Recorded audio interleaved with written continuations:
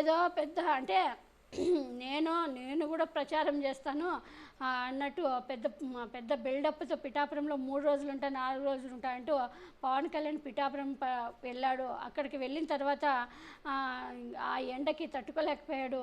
ఆ ఎండకి భయపడేసి పాపము ఒక రోజులోనే అంటే 4-5 రోజులు ఉంటానని చెప్పుకొని వెళ్ళి అక్కడికి అక్కడ ఇంకొకటి పరిస్థితి అర్థమైపోయింది, ఓడిపోతున్నానని. అక్కడ సహకరించలేదు ప్రజలు కూడా, ఎవరు రావట్లేదు. ఆ వర్మ మీద ఆధారపడ్డారు.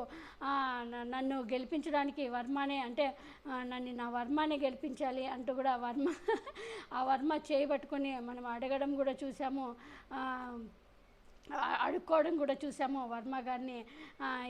ఇప్పుడు అలా నా గెలుపుని వర్మ చేతుల్లో పెట్టేసి నేను హైదరాబాద్ పారిపోతున్నా అంటూ కూడా ఆ ఎండకి తట్టుకోలేక దెబ్బకి హైదరాబాద్ పారిపోయాడు పవన్ కళ్యాణ్. ఇదే అన్నమాట. ఈయన ఈ ఎండ ఒక్కరోజే ఎండకి తట్టుకోలేనాడు. ఈయన ప్రజలకి ఏం మేలు చేస్తాడు, ఈయన ఇంకా రైతుల దగ్గరికి ఏం వెళ్తాడు.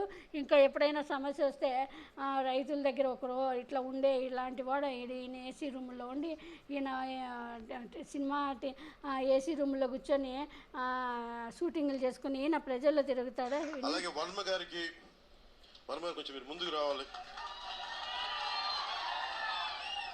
ఈయన ఒక మాస్ లీడర్.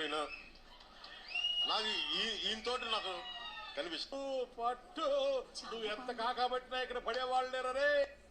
అలాగే వర్మ గారికి కొంచెం మీరు ముందుకు రావాలి. ఈయన ఒక మాస్ లీడర్. నాకు ఈయనతోటి నాకు కనిపిస్తూ పట్టు నువ్వు ఎంత కాకబట్టినా ఇక్కడ పడేవాళ్ళు. ఇదే అనమాట.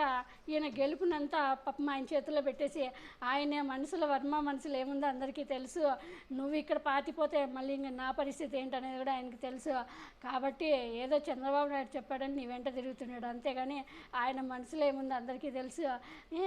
అంతా వర్మ మీదే ఆధారపడ్డాడు, కానీ ప్రజల దగ్గరికి వెళ్ళి ఓటు అడుక్కుందామనే ఆలోచన మాత్రం పవన్ కళ్యాణ్కి లేదనమాట. దెబ్బకి వర్మకి అప్పచెప్పి హైదరాబాద్కి పారిపోయాడు పవన్ కళ్యాణ్.